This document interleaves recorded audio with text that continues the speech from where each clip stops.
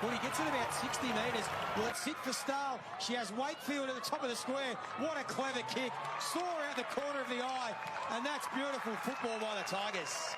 It's bouncing. Campbell, Wakefield goals!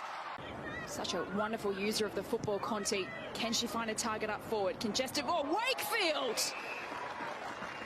Can she find a target? My word, she can. Courtney Wakefield's on today. Ball comes to the back and Wakefield missed her first chance, doesn't miss out on her second opportunity, and the Tigers are on the board first. In the career of Courtney Wakefield. 600 Ks from Punt Road, with family and friends around her for the first time, and she gets to savour it with a goal. Hey, good morning, Ray. Hey, Nico, good to see you again. Good seeing you here. Twice in 1 week. How's this? I'm loving it. Well, we've got a good one today, Nico. We do. We always have a good one. Well, but it's the first time that we've actually had an AFLW player. Yes. Not just an AFLW player. We've got one of the best goal kickers in AFLW that we've seen. She's a local girl. Welcome to the show, Courtney. Good to have you with us. Thank you, lads. I enjoyed that introduction. Oh, yeah. Well, look, it's all fair too. It's an amazing story coming from, well, let's go for it. So tell us about your early life. Where did you grow up? I grew up on a wheat and sheep station. So we're sitting in Woodgerah now, probably 70 kilometres south of Woodgerah on the Murray River. Yeah, with mum and dad. Actually, dad's two brothers lived on the farm as well. One of them had 7 kids. The other had 6 kids. We had a 25-seater into school, which was 40 kilometres away every morning and afternoon, so she was a full bus trip. Where'd you go to school? Robinvale. Oh, Robinvale. Robinvale Secondary College. Yeah, So St Mary's for primary school, Robinvale Secondary College for senior school, and grew up at Mount Dispersion. So is Robinvale the closest? Yeah, so Euston technically, which Yeah. is New South Wales, but there's a general store and a pub, which is probably all you need, to be honest. As a kid, football? Yeah, football. So Dad, was a fairly handy footballer. He played a lot of rep football. He played under-19s football for Richmond. He was probably destined for big things, but he was a country boy at heart. Probably one of the best country footballers, to be honest. Mum played netball, so we were part of the Robinvale Football Netball Club growing up, and that's where the love of football started. Always a love of Richmond? Always. Is that because of your dad playing there? Or? Yeah, I would think so. Yeah. We had some good family friends, actually, that were cousins. So Dad's best mate, he was cousins with Wayne Campbell. So we'd often go down and Wayne would hook us up with some good seats, say good day before we went into the game. And, so that's probably, a love of watching Dad and then having connections at Richmond probably drew us there, because it certainly wasn't the success that drew us there early on, was it? Wayne was a Mallee boy too, wasn't he, yeah. originally? So, I think he out was. near Owen somewhere. Yeah, he actually lived, and when we knew him, he lived with Nick Daffy. Back then, women's football didn't exist. No. What did you do sporting-wise? Where'd you go from kicking a footy around as a kid? Was netball? Yeah. So I was kicking the football on the farm. There was plenty of us there to make up 2 football teams, so I probably started there. And I did play football under 11s with Euston, the Euston Lions, I think they were. Did you actually? Get in trouble for saying that because it might not have been the Euston Lions. But yes, I did play with Euston. Wow. Under 11s. And obviously after that, girls were encouraged not to play just because of the contact and the tackling. Yeah. At that age, you just want to play sport. So I had 2 sisters who were playing netball, so it was a no-brainer for me to jump courts or ovals and play netball. You're playing netball now. Yep. Why aren't you playing football at home? You're over the footy? No, not over. I think going from that level to back home, I don't think it'd be as challenging. And to be honest, I don't think I'd enjoy it as much playing football back here as what I am playing netball now. Yep. And netball, my kids are involved. Tom can come along and lean on the bar. Till plays netball. Sid plays Auskick. Yep. A very family-orientated club, which I think we missed out on a little bit at Richmond, especially over those COVID times. Yeah. So to now be involved as a family, that's a big, draw card for me. Yep. How did you go from being a mother of 2 to getting into the AFLW? Yeah, it's crazy. Honestly, and whilst we're amongst it still, we didn't have time to reflect. But sometimes I sit back now and I'm just like, how on earth did we make this work? Yeah, how did that happen? I was still pregnant with Sid, and Richmond put up a come and try day. And at the time, I thought it was for the AFLW side, but we were only granted a licence maybe after our first season or midway through our first season of VFLW. So it was actually come and try day for VFLW. Sid was still in the womb. It was in Bendigo. I had a sister who lived in Bendigo with her family. And then I had this grand plan that I'd go down. Fast forward, Sid was born. This come and try day fell on, I reckon it was a Friday. It was probably, low 30s. I was 7 weeks postpartum with Sid. And I'm like, right, let's do it. Let's get in the car. Myself, Tilly and Sid. So no Tom. It was my first trip with just the 2 kids. Probably in a newborn haze, to be honest, sleep deprived, running on caffeine. We got down there and gave it a red hot crack. Couldn't complete the 2 kilometre because I had to breastfeed, but obviously I'd shown enough. And that's where the support from my sister started. She rocked up, had 2 kids, had my 2 kids, her 2 kids. Tilly's weeing on the pavement. She only tipped it out of the pram. It was an absolute horror show, but we made it work. And Next minute, you're in the team. In the VFL, yep. But you're living in the middle of nowhere. Yeah. How does that work? Training, did you move to Melbourne? No. Did you? No, middle of nowhere, you say, it was our little paradise, I guess. And this is what I keep coming back to away from football. Everyone calls Australia the lucky country, and the fact that Tom and I own 110,000 acres, it's our little paradise. You've got sheep on the farm? Yep, got some sheep, some feral goats. Farm the goats? We don't. They just run wild. They do their own thing. And when we want some money, we go out and try and muster them together, or we would set traps normally over summer around water and trap them, but it's a bit wet at the moment, so... There's a bit of money in goats, isn't There it? has been. Yeah. It's taken a bit of a dive, as has the sheep market as well. Yeah. You wouldn't know it. You guys probably still pay a fortune at the grocery store. Oh, yes. It's ridiculous. Yes. Yeah. But yeah, we're sheep and feral goats, mainly merinos for wool. Yep. We do cross our older ewes with the white Suffolk for meat sheep, but yeah. How many sheep are you running? So we've got crutching coming up. We'll probably crutch about 10,000. Keeps us busy enough. Yeah, well, it would, but like I said, country looks a treat, sheep are fat. Yeah. They're worth nothing. That's right. The price is increasing at the moment, which is good for us, so, but that's farming. But yes, the middle of nowhere, 700 kilometres from Melbourne. When Kate said, I remember I was walking off the QEO and she said, if you want to play football with Richmond, we can make it work. And I just thought, absolutely, you cannot make it work. I live in 700 kilometres from Melbourne. I've got 2 young kids and a husband. We run 110,000 acre sheep property. It's not going to work. But I'm pretty, as Tom would describe me, probably stubborn and pig-headed. And I had a goal and I had a dream, and I had that dream from a very young age. And when I was, given that opportunity, we certainly weren't going to die wondering. It took massive effort. So VFL, I didn't shift down. We did a lot of commuting. Like, I'd hate to think how many kilometres I've racked up in my Nissan Patrol wagons. Would you just drive down every weekend? Just about. I might, even some weeks I'd do a training, drive home, drive back for the game. Did a lot of training from home on my own. Yeah. Just a real team effort it was, and I had top tier support from the very start. Oh, it makes you could be the best athlete in the world, but if you don't have that support of family and friends, you're never going to make it. Yeah. And they're a big reason why I did. So you've gone from top hut and you're now playing your first AFLW game. What did that feel like? It must have been very surreal. Amazing. Yeah. AFL. So VFL was challenging enough. Because my very first game in 20 years, I was so excited to play. I dislocated my elbow. And I was like, oh my God, I'm done before we even start. Oh my God. So the training before the first game, broke my finger. Day of the game, 5 minutes in, dislocated my elbow. Uh-huh. So, oh my goodness, this is hard yakka. Yeah, good start. But as a good friend always said, we turn setbacks into comebacks. And that's what we did. Played VFL, played my first game. The night before was a shambles. Sid woke every 2 hours. He would not settle. We had to drive to Williamstown. It was windy and cold. Yeah. Arse end of the earth there. Yep. Just like, oh goodness, this is hard yakka. And then I probably got seven games in and smashed my collarbone in 3 places. Had surgery. Oh, nice. Still got the plate. And then that was pretty much it.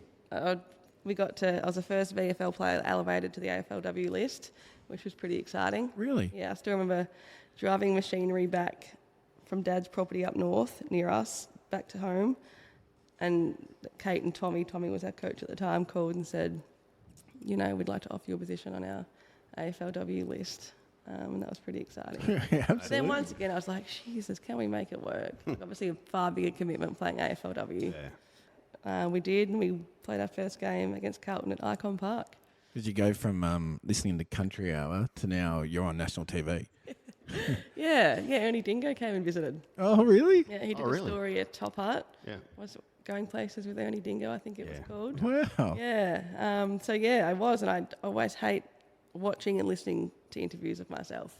Refuse to do it. I just, yeah. But it was crazy. Small town country girl. And I still prefer it like that. Unbelievable. That's awesome. Yeah. And what was Ernie like? He was good, actually. Yeah. No, he was good. He was good with the kids. Yep. A lot of footage for like very little. Like it was, the whole show was on us at Top Hat, but you're shooting and shooting and shooting. And it was a hot day and I was getting sick of it. I was like, surely you've got enough good footage now Yeah. that we can call it a day. Yeah. But he was great. It was a good experience. And the show came out well? Yeah. Still, people still flick onto the whatever it was on, SBS maybe or ABC, and they're like, oh, that show was airing again last night. Ah, We saw you. I was like, better have a look. yeah. No, I still haven't. I still haven't watched it. That's hard to watch yourself, isn't Yeah, I reckon. And even listening to Yeah. myself. Mhm. Oh. Yeah. It must be a crazy feeling to go, and then you got Ernie Dingo turning up your house. But what other opportunities that kind of come along? You're going, I couldn't see that happening. I mean, even those type of moments would have been pretty. Yeah, I did one with Mike Sheen. Oh, did on you? AFL 360. Oh, yeah, I remember that. Yeah, I did one with Mike. But just, Do you ever just sit there and go, what am I doing here? what do I talk about? What are they going to ask me? Yeah, Sound like an idiot? But no, we just talk shit. Yeah. That's great. It's opened up some wonderful doors, friendships, memories, ones that we can now sit back and reflect on. So let's talk about your career. It was pretty amazing, to be honest. So you go from Top Hat to being leading goal kicker and All-Australian team. What would you suggest was your highlight? Doing it as a mum. Yeah. Yep. Probably it was hard yakka, but obviously we never set out to achieve what we did. But I didn't want to die wondering either. And I wanted to do it to the best of my ability. Yeah. And it so happened that the best of my ability was AFLW All-Australian. But yeah, so, that and, I don't know, probably playing finals. How I won 2 leading goal kickers, I don't know. I was a terrible kick for goal. Honestly, it was terrible. And I still get reminded of, I had the chance to be the very first goal kicker for Richmond Women's in our round 1 game against Carlton. And I shanked it from about 20 metres out. And now Sabrina Frederick is the first Richmond female goal kicker. Yep. But I did kick the first ever goal at Punt Road in an AFLW or AFL game. Well, there's There you go. There's something. There's my beer cap moment, isn't it? Yeah, that's a good one. That would have been a pretty cool moment too, playing on Punt Road. Yeah. As a Richmond supporter. Yeah, it That's was. a bit of a... All at home and to play there. Yeah. Even to train there. Yeah. Even to walk through the doors for the Yeah. very first time and think, Jesus. There's a feeling to see some of the... I've watched a couple of your speeches that you made when you were retiring, that type of stuff. And the relationship that you had with the rest of the team looked amazing. Tell us a little bit about that, because it seems... I think sometimes the commercialised side of men's AFL, the having a beer with your mates that are your fellow players, probably gets lost a bit. Yeah. Whereas, you go back to what you've just done, it feels different. Yeah. I really got along with everyone. And I think because of my journey, because I probably was so different to everyone else and their story. Yeah. When I first played, I was early 30s with 2 kids from the middle of nowhere. And I don't know, I probably had that mum vibe. People could chat to me about anything. We could be serious, but we could have fun. And I'm a big believer in that you've got to be able to enjoy yourself still, even at that level. And it's becoming more of a business. You don't want to get lost and not enjoy it. And we always found the fun. And that helped get me through. And I know it helped the girls. So much support. At times I would train from home or, and I'd barely miss a session. I'd try not to miss a session. But obviously being a mum, that came first and foremost over anything else. If my kids needed me, I had to be there. If it meant the club weren't going to be happy with that and I would miss a game, I don't care. My kids are number one to me. But it never came to that. The club was so supportive. And to be honest, I probably should have asked for more trainings at home or a little trip here and there because they never said no to me. I didn't want to make that a habit, being at home or staying that extra 24 hours or missing this session. We were only ever going to be in it for a short time. Yeah, that's right. And we wanted to do it well. And the support of the girls was unwavering from the start to the finish. And, incredibly blessed. They made it a really special journey. So, yeah. And in terms of AFL, you were not young when you started playing. No. Were you 32? Yeah, when I probably played AFLW. Yeah. Yeah, in my prime. Yeah. Apparently. Unbelievable. Yeah. And I still feel like I could go out now onto an AFL program and play good football. Yeah. I would have loved to have made it my lifelong career, but to have had 4 seasons like we did, you know, everything happens for a reason. And 4 seasons was certainly better than what I thought I was going to have when I was 12 years old. Why did you retire? I wanted to go out in a high. We played finals, All-Australian, but for the kids and Tom, it was hard. Like, what they did, even those guys, in terms of travelling throughout the season. And Tom juggling, you know, he had amazing support back home. They're having 2 kids, and then obviously they started school. When I first started, they weren't in school, so they could travel with me a lot. And they would stay with me or with our little family down in Pearcedale. We had some friends, wonderful people that we call family now, on a 50-acre farm, and they had a spare 3-bedroom cottage right next door to their house, and we would stay there, and they would have the kids for me 3 nights a week, 1 morning a week for training. So the kids could be with me, but once school started, it just got that little bit harder. Yeah. And I was born to be a mum. I love my children. I love being a mum. It was a no-brainer. Obviously, I miss football so much, but we created a wonderful life prior to our opportunity in AFLW, and to know that I was walking away from football back to that was, you know, it was special. So there's a bit of talk about a couple of the father-daughter playing at the moment. Do you reckon there'll be any mother-son recruiting? Well, not at Richmond. No. And I'm certainly not going to Collingwood. So him and his father can sort that one out. There might be a daughter at Richmond. Are they any good, the boys at footy? What do you think? Sid's, yeah, he's a good tackler. Doesn't like losing. So he's going to have to learn some tough lessons. But Tilly, my daughter, she loves the netball. She'll be big and strong. She could take on the world. Wow. Yeah. What grade's Telly playing? She's only under 9 netball at the minute. Under 9, yeah. yep. Moving into an under 11s this season. I've just taken on the coaching role. So Lord help me. So we could have a mother-daughter. Yeah. It should be probably a first. Yeah. By then, I reckon there'll be some mother-daughter things up and running, maybe. Was there many other mothers at the club? Not playing, no. No. Were you the only one? Yeah. Yeah. In my last season, Kate Dempsey and her partner, Ali, through IVF, had a little girl. Yeah. So she became a mum too. But no, I was the only one. And I think there's a big respect. A lot of the respect from the girls came from me being a mum and seeing what I did. But quite a few of the girls have come and visited at Top Hut since the end of football, and they have such a better understanding of how hard it was and what I do, and they're just like, it's remarkable. It must have been exhausting. So exhausting. But at the time, I didn't think about it. That's what I did. I got in the car, I drove to Melbourne, I trained, or I'd finish a game of football, I'd drive home. Sometimes I was driving home for less than 24 hours, but I hadn't seen my kids or Tom, and that was a priority. Yeah. So we just, I could be a good long-haul trucker, I'd be. Pretty inspirational story, because there's so many barriers that you've got through. So being a mum, being female and playing AFL, being from the country in the middle of nowhere, it's actually amazing that you've been able to do this and then still being able to continue your life while you're doing it. It's crazy. Yeah. So Coachella. Yeah, tell us about that. We've heard whispers. From what I can remember, it was fun. My Lord, I was socially excited that day. So this was at the end of your career? Yeah, it was after all the important stuff had been done and said, and it was time to let loose. And so your teammates, did they put together Coachella? Or tell us a bit more about what Coachella is. Yes, well, it was just like a big party for Court, a big farewell, and they farewelled me. Yeah. Well, I farewelled me. I had no idea it was happening. It was our end of season. Yeah. Obviously post-season. I can't remember if I reckon we'd been to the Gold Coast by then. It was after our presentation night, so it must have almost been. Anyway, yeah. So I hadn't seen the girls for a little while, and they did well at keeping that a secret. We rocked up at this pub, and everyone was dressed up as farmers or dressed up as Court. Oh, right, nice. And I was just like, wow, this is a party for me. How good. But by then I'd already had a couple, and then when I got there, the drinks were flowing, and it never ended. My goodness. It was a wild time. I think we want to invite to Coachella. Yeah. Coachella too. It needs to be I've finally recovered. a regular event, I think. Oh, it was lots of fun. And even a celebration like that, they didn't have to do that, but just goes to show there was a mutual respect, and they were gonna miss me, and I miss those guys. We've had some fun.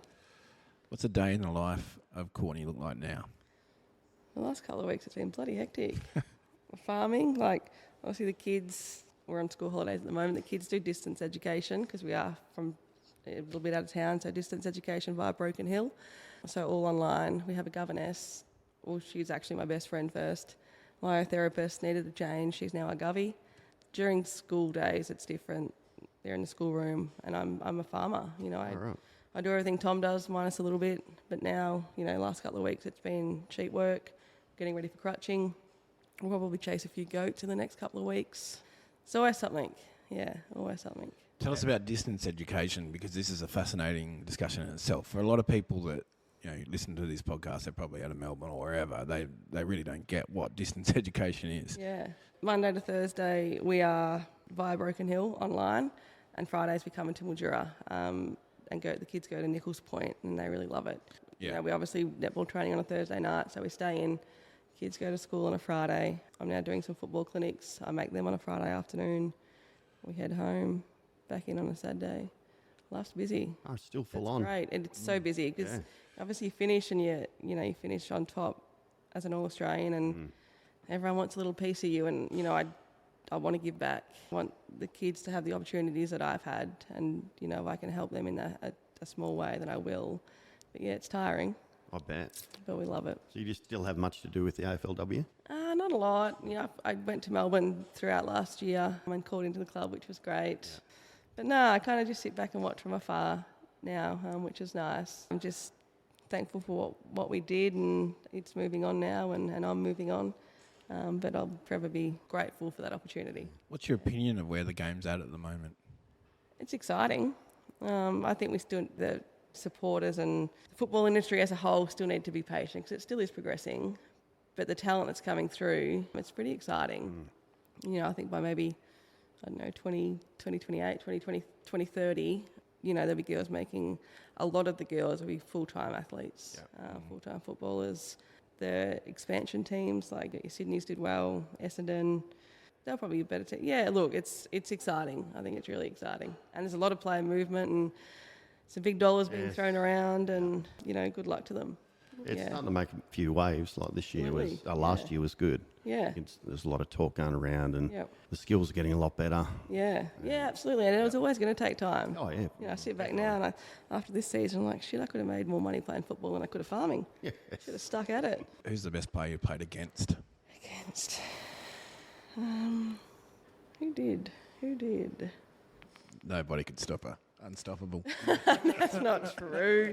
No, there was one, and I'd had a good game the week before. It might have been St Kilda of third season. Yeah, so second last season, opening round with St Kilda, had a great game, come up against Melbourne the following week. And I reckon it was Libby Birch, and she made life hell. And then there were a couple from Gold Coast. I remember going into a Gold Coast game thinking, could have a field day here. And they were like vultures. Yeah. They were tough. Yeah, they were physical. And once again, they wanted to make my life hell. And they were good at it. The best one you play with? Oh, Monique Conti. Unbelievable. Just without a doubt. Yeah, absolutely. She's a reason to watch the game. That's the thing. She's just... Yep. Yeah, she'll level up. Yeah. And do you watch any of the games? I've watched a few. Yeah, I've watched a few. The first one I watched last season, like my first season out of it, they played Brisbane up in Brisbane and they won. Jesus Christ, they're going to be just fine without me. Yeah. Probably win a premiership. No, I've watched a couple. I do like to watch, and I'll probably always watch their progress. Having played a big part in laying the foundations of that football program, that women's football program, somewhat of a pioneer, I guess, and to seeing where they go from here, it's going to be exciting to watch. Definitely. The Australian flag on your arm there. Yeah, jeez. Woolies pulled out the Australian flag this week out of supermarkets, Courtney. What do you think about that? Oh, each to their own. And Aldi. And Aldi as well, yeah. I know. I don't know. Yeah. Look, and they've made a statement, but I'm sure people, if they wish to, will still find a reason to celebrate. And if they don't wish to, then they don't. That's right. And they'll be able to find their merchandise elsewhere. Or they'll make some. Yep. Where there's a will, there's a way. Or wear it on their sleeve. Oh yeah, I was young and dumb then. Oh, Richmond tattoo then? No. Did you ever think We about actually it? got one. I got one. There was a handful of us, BGC. We got that after my last season on our Gold Coast football trip. Because after the game here in Mildura, there was a handful of us that went out and celebrated, to what we thought was accordingly, but obviously not. And then we got in a little bit of strife, and we were known as, and we kind of called ourselves a Bad Girl Club. Oh, right. Nice. And then we were just a little memento. We had lots of fun. And then from there, a really good friendship formed with 4 or 5 girls, closer than what had been formed. Yep. And the same group of girls that came to top up for New Year's that year. Yeah, so that's my only Richmond affiliated tattoo. And they've all got the BGC on their finger as well? No, they've got it. They wanted to hide it because obviously they were still playing football, Oh, yeah. and it's probably frowned upon for something like this. You wouldn't think so, with all the blokes out there covered. Well, exactly. Yeah, exactly. But So you still keep in contact with a few of the girls? yeah. Jess has just been up. Jess Hosking has not long been up. Yeah, right. She comes up regularly. Sometimes I think she's never going to leave. She's about to go over west, so Oh, yeah. probably won't see her for a little while. But yeah, Sarah, Ailish, Grace Egan. Oh, wow. Yeah, and I saw, I had a wedding in Melbourne over New Year's, and Maddie Brank was there. She's gone to Gold Coast. Maddie Shevlin, Harriet Cordner. Oh. So yeah, look, we still, make an effort to, like I said, there's a pretty special time in my life was that football period, and some wonderful friendships made. So keep in touch will be, a big priority for me. Now, the name of our podcast is I Should Have Stayed in Bed. Do you have a I Should Have Stayed in Bed moment? Apart from Coachella. Or the BGC? Oh, look, New Year's Day this year I probably should have stayed in bed because I woke up, we'd had the wedding the night before, and on the way to catch our Uber to the wedding, we had to go via the car and pick up the wedding card. And we didn't run the car key back up to the room. I put it in my clutch. And at some period, the clutch has come open and everything has stayed in that bag but the car key. Oh, of course. Yeah, lost the car key. The spare key is 700 kilometres away. Hubby's hungover and probably a little frustrated at me, rightly so. And Did you find it? no. So Mum and Dad, love them. They've been ever so supportive. Hopefully they listen to this. And they've driven the key from their property because actually the spare key was at Mum and Dad's, not at mine. And they've driven it to Bendigo for me Oh, far out. that evening. Yep. And then the following morning, the kids and I jumped on the train to Melbourne, picked up the car. So she had a little sleepover at the accommodation. So probably should have stayed in bed either New Year's Eve or New Year's Day. Take your pick. Hey, the rest of your family still all on farms? Yep. I know, obviously, Bree. Yep, Bree and Hodgie. Yeah. Love them. And next door at Banoon, we'll actually catch up for dinner Sunday night. But yeah, they are. My brother Josh is on the original block. Ash is in Adelaide and my sister's in Bendigo. Yeah, right. Yeah, here, there and everywhere. All over the place. They are. Yeah, so family gatherings are always fun. Did you all catch up for Christmas? Yeah, we just spent Christmas at Mum and Dad's. Oh, yeah. We were all home, which was good. Lots of fun. Big Did some day. fishing. Yeah. Yeah. It was really nice. So a bit of fishing out there. What's the closest spot for fishing? Probably for us at Top Hut is the Darling River in New Yeah. Pooncarie. But that's terrible at the moment. There's only Yeah. stinking old carp. So you go to Mum and Dad's. There's some cod going and some perch at the moment, so that's good fishing. Water level's still all right out there? Yeah, it's dropping a little bit, Yeah. but it's still pretty good. They just put out a little flood warning, minor flood warning for the Murray in parts, so that might have been back up towards Echuca. Yeah. Obviously, there's been shitloads of rain, so it's Yeah, got to they've go had a lot somewhere. of water out there. Yeah, which we're not complaining. Yeah. Yeah, it'd be good for you guys. Yeah, we just need the prices to increase. Should be happy days. Good luck. I know. Well, Courtney, it's been great having you today. You are an absolute inspiration. From a country girl, a mother, to becoming an AFLW All-Australian is just incredible. So thanks for coming and spending time with us. It's been a long time coming. You're probably the one that's we've been trying to track you down for a while. Yeah. So I appreciate you making time after your netball training this morning. Thank you very much, guys. Thanks, Courts. See ya. As a good friend always said, we turn setbacks into comebacks. Should've stayed in bed. I should've stayed in bed. I should've stayed in bed. I should've stayed in bed. I should've stayed in bed. I should've stayed in bed.